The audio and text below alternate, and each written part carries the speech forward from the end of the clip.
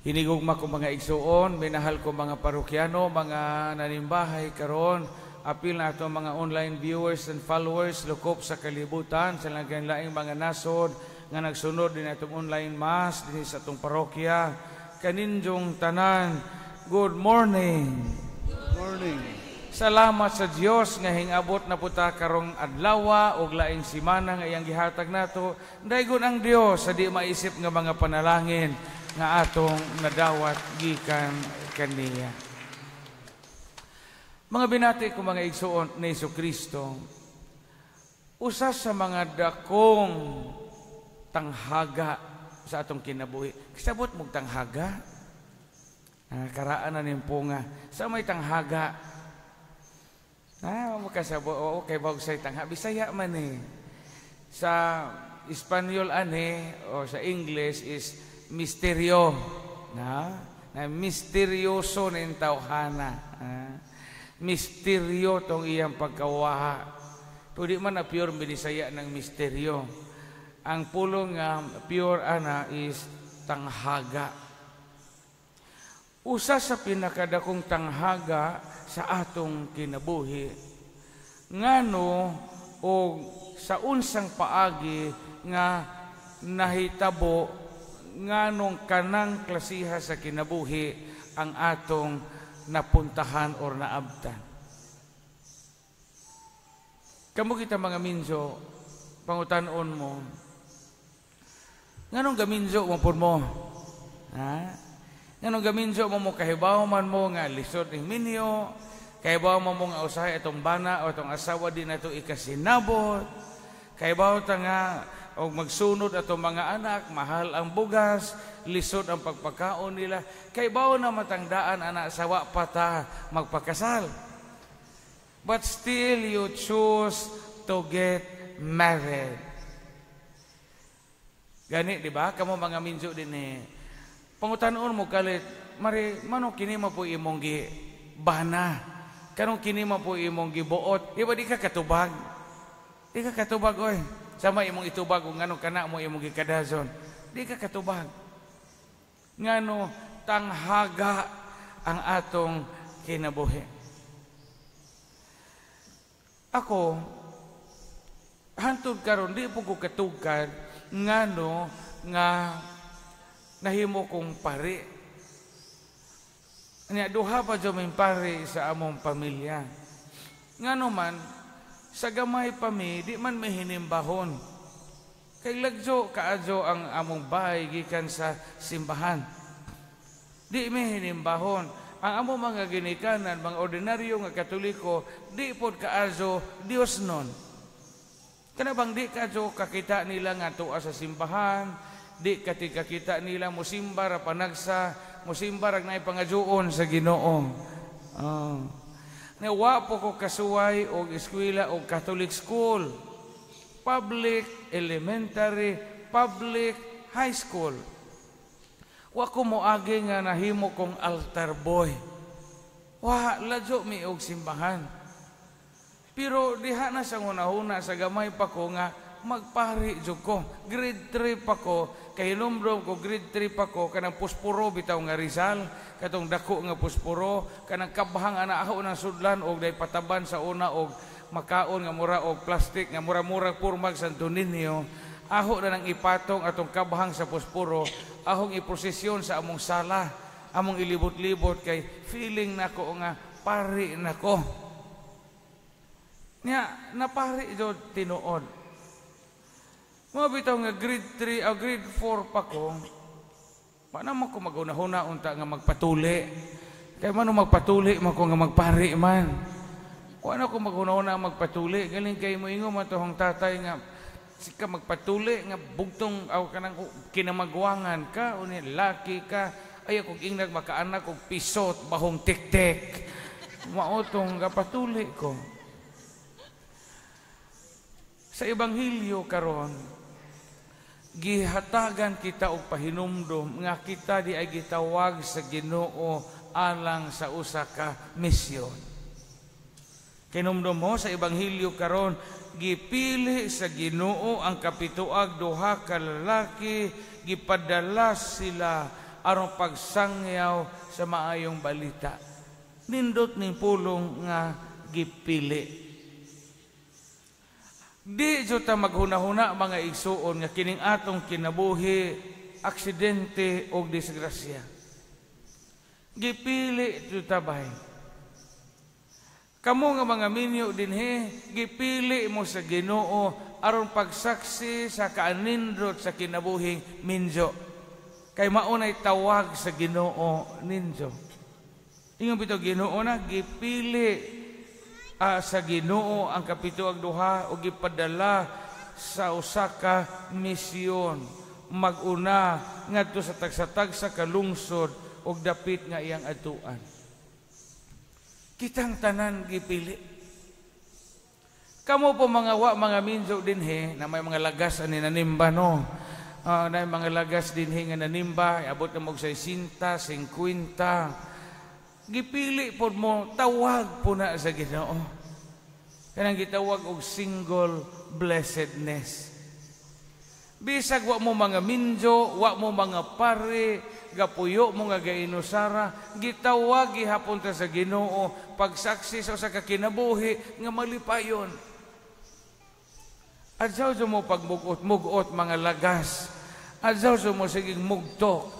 Aron mo ingon ang uban, okay ra kung di ko magminjo kay malipayon man lagi. Tawag po na sa Ginoo bay. Ayaw mo panghuna-huna nga nabidyaan mo og train or mo himpunit ninyo or gidimalas mo sa kinabuhi. Kahayahay na malagas ta, wa mo mangita na to. Wahay mga bugho na to. Og mohigda ta puno ag lubi, mo mangita. Ingana ang atong kinabuhi, gitawag o gipili kita alang sa usa ka misyon. Unya unsa may misyon nga gihatag kanato og maminaw ta sa ebanghelyo. Primero, ingon ang Ginoo, pagdala kamo sa mensahe sa pakigdait. Ingon bitaw dinhi kun ang inyong adtuan mudawat sa inyong yukbo sa pakigdait, ibilin kaniya ang inyong yukbo sa pakigdait, o kung wala, bakwia ang inyong yukbo sa pakigdait. So ang atong misyon una sa tanan sa atong kinabuhi mga igsuon is we are bringers of joy and peace. Kaya kanang pakigdait, buti pasabot ang pakigdait kay kalinaw o kalipay. That is the message of Christ nga atong dadon sa atong isig kaingon. Mao nga kamo, kita dinhi lain-lain man tag mga tawag. Ako gitawag ko sa pagkapari, kamong gitawag sa pagkaminyo, o kamong gitawag sa pagdalagang ulay o gulitawong ulay. Kitang tanan gitawag sa pagpuyo sa kinabuhi nga puno sa pakigdait. Karon atong tan-awon ang atong kinabuhi diha sa atong panimay. Sa inyong relasyon isip magtiayon, naa pa ba ang kinabuhi sa pakigdait? Asa man makita ang pakigdait diha sa inyong kaminyoon nga makapadayag kamo sa kalibutan nga ang inyong misyon sa pagkaminyo magsalamin sa pakigdait ni Kristo. Diha mismo giunsa ninyo pagpuyo ay inyong panagtiadyon. Kumusta man kamo mga minjo nga nadinhi karon? Maghibaw-anay pa ba mo ug asa mo manglakaw? Mga bana, mananghid pa ba mo, mupahibaw pa ba mo sa inyong asawa, ug asa mo kalakaw, ug asa mo manapos, ug asa mo mamuwang, or asa mo maghugoy-hugoy. Mga asawa, magpahibaw pa ba mo sa inyong bana, ug asa mo mapahinlog kuko, asa mo mapabulaw og buhok, ug asa mo moadto silingana aron manglibak siya. Naa pa ba'y pakigdait sa inyong pamudyo? Kaingon mag-Ginoo karon pagdamo sa mensahe sa pakigdait. Mga magtiadyon, magdug pa ba mo diha sa inyong kinabuhi karon? Ug mabati pa ba ninyo nga ang bana nakigdait sa iyang asawa, ang asawa nakigdait sa iyang bana? Maghibaw-anay pa ba mo pila inyong sweldo o pila inyong kita? Maunay pakigdait. Magtinagdanay pa ba mo labi na sa mga adlaw nga naa mo diha sa inyong panimay? Mauna ang tawag nato una sa tanan, isip mga pinadala sa Ginoong Hesukristo. Kini na bang kinabuhing minjo mag-anam-anam o kibra ning atong intimacy. Mo bitaw na ilang giingon, nakita na ni sa Facebook. O nanguyab pa, mo ingon kuno tong laki sa iyahang gipanguyaban kay pa-cute-cute pa man. Mga unta. Lami ka dyan paminawo, no? Mura po tag makaihi o gamay na agdahon ta mga unta. Nanguyab pa na.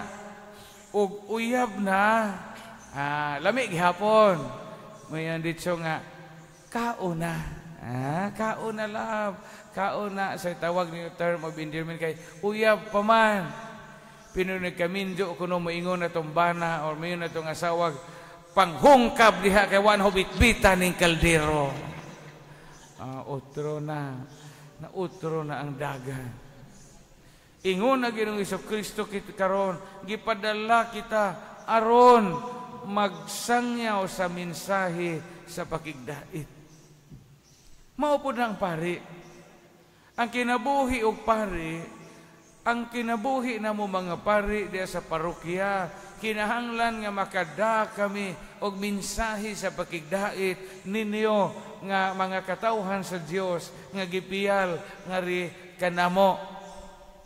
Mao nga di maayo sa usa ka pari o ang usa ka pari inigabot sa parokya mo hinuong makaingon nga mabungkag ang mga tao.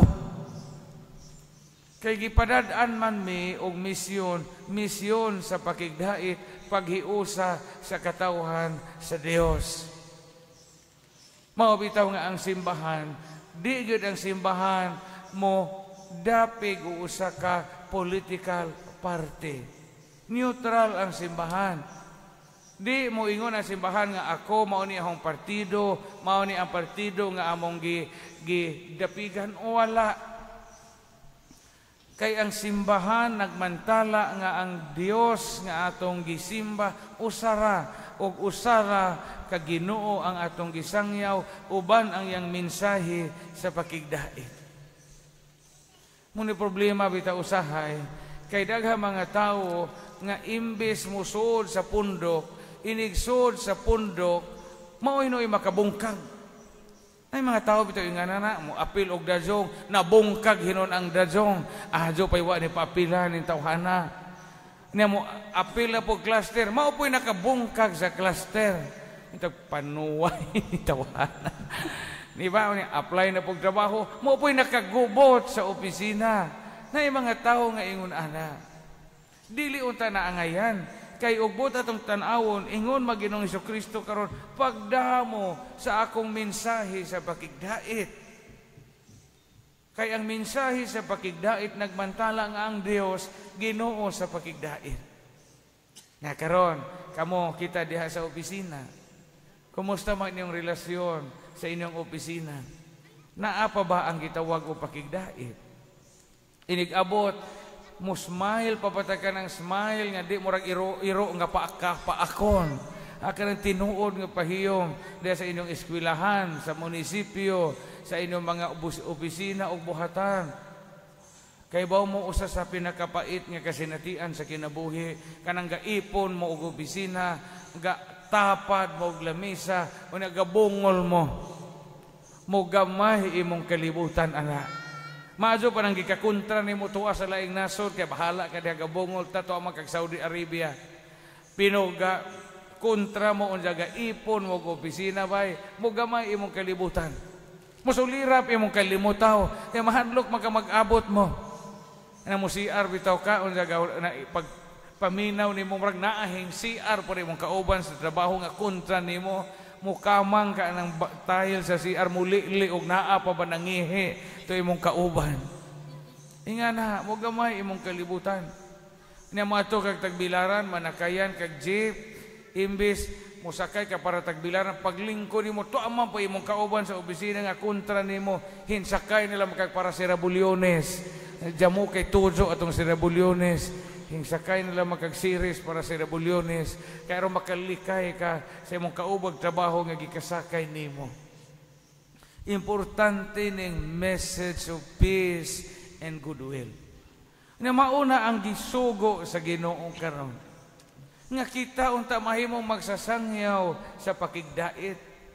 Una tininuod yun nga sugo kay ingon ko Ginoong Jesucristo og naay bay nga di mo dawat sa inyong mensahe sa pakigdait, biya mo anang dapita, itaktak ang abog sa inyong mga tiil. Bakuyan ninyo ang mensahe sa pakigdait kay pasidaan ka na bato kanila. Mauni ang atong kinabuhi. Naa kitay misyon. Uni ang atong misyon, maunay makapalangit nato. Gantihan ta sa Ginoo, hukman ta sa Ginoo, sigon sa atong misyon. Isip mga pinadala. So wadya mo'y usa ka sukdanan, standard nga sukdanan ang Ginoo kung saon ta paghukumpuhon. Dipindi giunsa nato pagpuyo ang tawag nato sa kinabuhi. Nabitaw sa katapusan, di ba? Ingo dinhi, ayaw ka mo kalipay tungod kay ang yawa mahadlok ninyo. Kundili paglipay kamo kay ang inyong mangangan nasuwat sa langit. Muna katapusan nga linya sa Ebanghelyo karon. Ang atong mga pangan nasuwat sa langit. So giunsa nato ug unsaon nato pagpuyo atong kinabuhing yutan-on. Muna maghatod nato sa kinabuhing dayon. Kung magtarong kita sa atong misyon, isip mga pinili sa Dios. Mga tarungon unta natong puyo ang atong mga tawag, ang mga tawag nga diin gitawag kita sa Dios pagpuyo. Kay hukman ta sigon yan ang maong tawag. Og manananggot kinta ka, mananggiti ka, but pasabot, mao man tawag sa Ginoo nimo, pagtarong sa imong pagpananggot. Adyaw sa gulig tubig na imong tuba, aron di makaigit ng mamalit sa imong bahal. Ayaw butangi og pakpak og panit sa mahugani. Kang tinuod so nga tungog nga sinupak. Kay butangan imong panit sa mahugani, diha makalibanga ang gapalit sa imong tuba, manubag ka sa Ginoo, kay wa nimo tarunga ang imong tawag sa pagkamanananggot. Og panday kinta ta, trabahan tita, adyaw pangawat og lansang ini kahapon. Usahay na mapuno na itong bulsag lansang, mga samad na itong paa, ga sinukli ay, ga sinumbagay itong lansang numero 2, tupoy lansang numero 5, kay atong idlansang og kamalig sa ato. Og tindira, tagtindiro ta, tarunga og puyo ang atong kinabuhi, isip mga negosyante. Ayaw panikas sa negosyo. Ayaw sakti og tubig ang imong tuyo og oil nga gibaligya. Ayaw sakti bas nga usa ka gantang, ang bugas nga usa ka sako nga imong ibaligya aron di maagot iniglungag sa imong customer og suki. Mauna ang atong tawag. Hukman tagiunsa nato pagpuyo ang atong kinabuhi. Uni akong tarungon na puyo atong tawag, mo nigingon sa Ginoong Jesucristo karon, ang atongan mahisuwat sa langit. Hinaot nga kita karon, kita mga Lubukanon, mga nanimba karon, uban sa itong mga binahal sa kinabuhi, mahisuwat unta ang atongan dito sa langit, sa kaluoy sa Ginoo, o sa grasya sa Dios, o sa atong paningkamot. Piskay, o ang atungan masuwat sa langit. Paningkamuti, kay naapatay panahon. Amen.